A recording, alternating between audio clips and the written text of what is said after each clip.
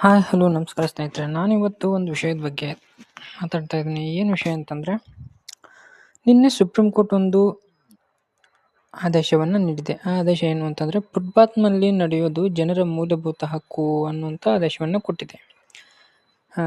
ಏನಿದು ಏನಿದು ಪ್ರಕರಣ, ಯಾಕೆ ಈ ರೀತಿ ಒಂದು ಸುಪ್ರೀಂ ಕೋರ್ಟ್ ಆದೇಶವನ್ನು ನೀಡಿದೆ ಅನ್ನುವಂಥದ್ದು ನೋಡೋದಾದರೆ, ಕೆಲವು ವರ್ಷಗಳ ಹಿಂದೆ ತಂದೆ ಮತ್ತು ಆತನ ಮಗ, 5 ವರ್ಷದ ಮಗ ಫುಟ್ಪಾತ್ ಮೇಲೆ ನಡೀತಾ ಹೋಗ್ತಿರ್ತಾರೆ. ನಡೀತಾ ಹೋಗಬೇಕಾದ್ರೆ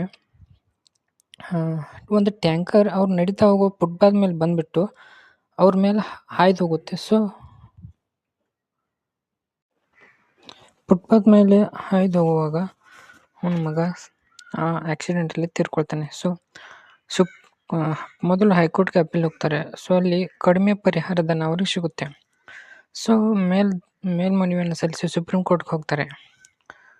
ಅಲ್ಲಿ ವಿಚಾರಣೆ ನಡೆಸಿದ ಸುಪ್ರೀಂ ಕೋರ್ಟ್, ಫುಟ್ಪಾತ್ ಮೇಲೆ ನಡೆಯೋದು ಅಸ್ತಿತ್ವದಲ್ಲಿರ್ತಕ್ಕಂಥ ಯಾವುದೇ ರಸ್ತೆ ಇರಲಿ, ಅಲ್ಲಿ ಫುಟ್ಪಾತ್ ಮೇಲೆ ನಡೆಯೋದು ಜನರ ಮೂಲಭೂತ ಹಕ್ಕು ಅನ್ನುವಂಥ ಆದೇಶವನ್ನು ನೀಡಿದೆ. ಮತ್ತು ರಸ್ತೆಯನ್ನು ನಿರ್ಮಾಣ ಮಾಡುವಂಥ ಮತ್ತು ಅದನ್ನು ನಿರ್ವಹಣೆ ಮಾಡುವಂಥ ಎಲ್ಲ ಇಲಾಖೆಗಳಿಗೂ ಆ ಒಂದು ಏನು ನಿರ್ದೇಶನವನ್ನು ಕೊಟ್ಟಿದೆ. ಫುಟ್ಪಾತು ಕಂಪಲ್ಸರಿಯಾಗಿ ಬೇಕೇ ಬೇಕು ಎಲ್ಲ ರಸ್ತೆಗಳಿಗೂ ಕೂಡ ಅಂತ. ಸೊ ಈ ಆದೇಶವನ್ನು ನೀಡ್ತಕ್ಕಂಥವ್ರು ಯಾರು ಅಂತಂದರೆ, ನ್ಯಾಯಮೂರ್ತಿ PS ನರಸಿಂಹ ಮತ್ತು ನ್ಯಾಯಮೂರ್ತಿ AS ಚಂದೂರ್ಕರ್ ಅನ್ನುವಂಥ ಒಂದು ಪೀಠವನ್ನು ಆದೇಶ ನೀಡಿದೆ. ಸಂವಿಧಾನದ 19/1D ಇದು ನಡೆಯುವ ಹಕ್ಕನ್ನು ಸಂವಿಧಾನದ ಮೂಲಭೂತ ಹಕ್ಕು ಅನ್ನುವಂಥದ್ದು ಕೊಟ್ಟಿರುತ್ತೆ. ಸೊ ಪ್ರಕರಣಕ್ಕೆ ಸಂಬಂಧಪಟ್ಟಾಗೆ ಅಂದರೆ 19/1 ABC 21ನೇ ವಿಧಿ ಅಡಿಯಲ್ಲಿ ಮುಕ್ತವಾಗಿ ಸಂಚರಿಸುವ ಹಕ್ಕಿನ ಭಾಗವಾಗಿ ಫುಟ್ಪಾತ್ ಇರಬೇಕು ಅನ್ನುವಂಥದ್ದನ್ನು ಇಲ್ಲಿ ಕೊಟ್ಟಿರುತ್ತೆ. 1988ರಲ್ಲಿ ಒಂದು ಕಾಯ್ದೆ ಬರುತ್ತೆ. ಸೊ ಆ ಕಾಯ್ದೆ ಪ್ರಕಾರ ಮೋಟಾರು ವಾಹನ ಕಾಯ್ದೆ ಪಾದಚಾರಿಗಳ ಹಕ್ಕುಗಳನ್ನು ದುರ್ಬಲಗೊಳಿಸಿರುತ್ತೆ.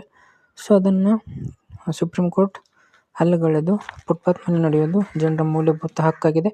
ಸೊ ಈ ಹಕ್ಕು ಏನಾದರೂ ಉಲ್ಲಂಘನೆ ಆದಲ್ಲಿ ಅವರು ಕಾನೂನಾತ್ಮಕವಾಗಿ ಮತ್ತು ಸಂವಿಧಾನಾತ್ಮಕವಾಗಿ ಪರಿಹಾರವನ್ನು ಪಡೆಯುವಂಥ ಹಕ್ಕನ್ನು ಅವರು ಹೊಂದಿರ್ತಾರೆ ಅನ್ನುವಂಥದ್ದನ್ನು ಇಲ್ಲಿ ಹೇಳಿದಿರುವಂಥದ್ದು. ನೋಡಿ, ಅಪ್ಪ ಶೇಖ್ ರಿಯಾಜ್ ಅಂತ, ಆತನ 5 ವರ್ಷದ ಮಗು ಇರುತ್ತೆ. ಸೊ ಟ್ಯಾಂಕರ್ ಮೇಲೆ ನಡೀತಾ ಹೋಗ್ಬೇಕಾದ್ರೆ, ಫುಟ್ಪಾತ್ ಮೇಲೆ ನಡೀತಾ ಹೋಗ್ಬೇಕಾದ್ರೆ ಟ್ಯಾಂಕರ್ ಡಿಕ್ಕಿ ಹೊಡೆದು ಮಗು ಸಾವನ್ನು ಅಪ್ಕೊಂಡಿರುತ್ತೆ. ಸೊ ಅನೇಕ ವರ್ಷಗಳ ನಂತರದಲ್ಲಿ ಆ ಒಂದು ಆದೇಶ ಐತಿಹಾಸಿಕ ತೀರ್ಪನ್ನು ನೀಡಿ ಸುಪ್ರೀಂ ಕೋರ್ಟ್ ಆದೇಶವನ್ನು ನೀಡಿದೆ. ಇದಿಷ್ಟು ಮಾಹಿತಿ. ಕೆಲವೊಂದಿಷ್ಟು ರಸ್ತೆಗಳಲ್ಲಿ ನೋಡಿರ್ತೀವಿ, ಫುಟ್ಪಾತೇ ಇರಲ್ಲ. ಫುಟ್ಪಾತನ್ನು ಆಕ್ರಮಿಸಿಕೊಂಡಿರ್ತಾರೆ. ಪಾದಚಾರಿಗಳಿಗೆ ಸಿಟಿಗಳಲ್ಲಾಗಲಿ ಹಳ್ಳಿಗಳಲ್ಲಾಗಲಿ ನಡೆಯೋದಕ್ಕೆ ಜಾಗನೇ ಇರೋದಿಲ್ಲ. ಸೊ ಇತಿಹಾಸವಾಗಿರ್ತಕ್ಕಂಥ ಈ ತೀರ್ಪು ರಸ್ತೆಯನ್ನು ಇನ್ನು ಮುಂದೆ ನಿರ್ಮಾಣ ಮಾಡಬೇಕಾದ್ರೆ ಅಥವಾ ಈಗಾಗಲೇ ಇರುವಂಥ ರಸ್ತೆಗಳಿಗೆ ಫುಟ್ಪಾತ್ ಕಂಪಲ್ಸರಿಯಾಗಿ ಬೇಕೇ ಬೇಕು ನಡೀತಾ ಹೋಗೋರಿಗೆ ಅನ್ನುವಂಥದ್ದು ಇಲ್ಲಿ ನಾವು ಗಮನಿಸಬೇಕಾಗಿರ್ತಕ್ಕಂಥ ವಿಚಾರ. ಇದು ಸುಪ್ರೀಂ ಕೋರ್ಟ್ನ ಮಹತ್ವದ ತೀರ್ಪು. Thank you so much. Bye.